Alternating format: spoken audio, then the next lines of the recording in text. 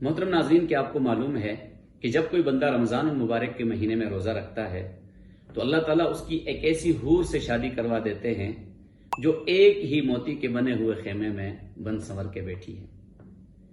اس حور کے حسن و جمال کا کیا عالم ہوگا، اس کے کیا کیا اوصاف ہوں گے اور اس کا کیسا عظیم الشان پروٹوکول ہوگا، آئیے سنتے ہیں۔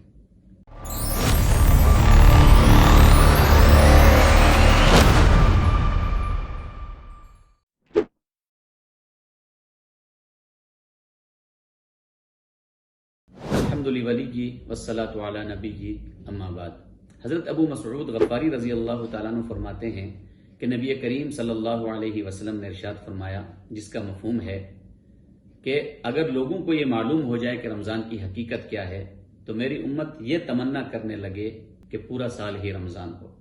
سبحان اللہ۔ پھر قبیلہ خزاعہ کے ایک شخص نے عرض کیا کہ اللہ کے رسول، ہمیں رمضان کے متعلق کچھ بتلائیے۔ تو اللہ کے پیغمبر علیہ السلام نے فرمایا کہ بے شک ماہ رمضان کے لیے جنت شروع سال سے آخر سال تک سجائی جاتی ہے۔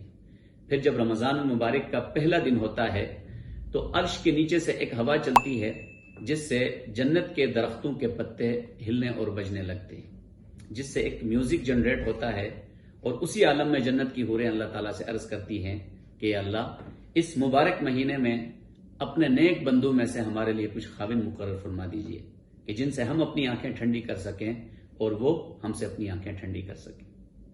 چنانچہ پھر جو شخص رمضان المبارک کے مہینے میں روزہ رکھتا ہے تو اللہ تعالیٰ ایک ایسی حور سے اس کی شادی کروا دیتے ہیں کہ جو ایک ہی موتی کے بنے ہوئے خیمے میں بیٹھی، جیسے سورہ رحمان میں مذکور ہے، حور مقصورات فی الخیام۔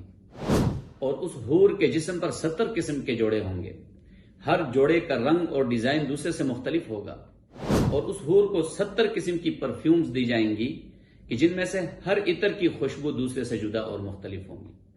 اور پھر اس حور کے اعزاز و اکرام، اس کی خدمت اور اس کے پروٹوکول میں 70,000 خادم اور 70,000 نوکرانیاں ہوں گی۔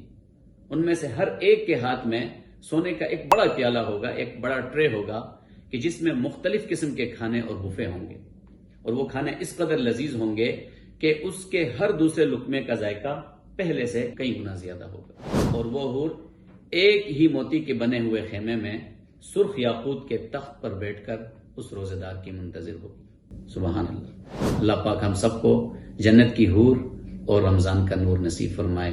وما علینا الا البلاغ۔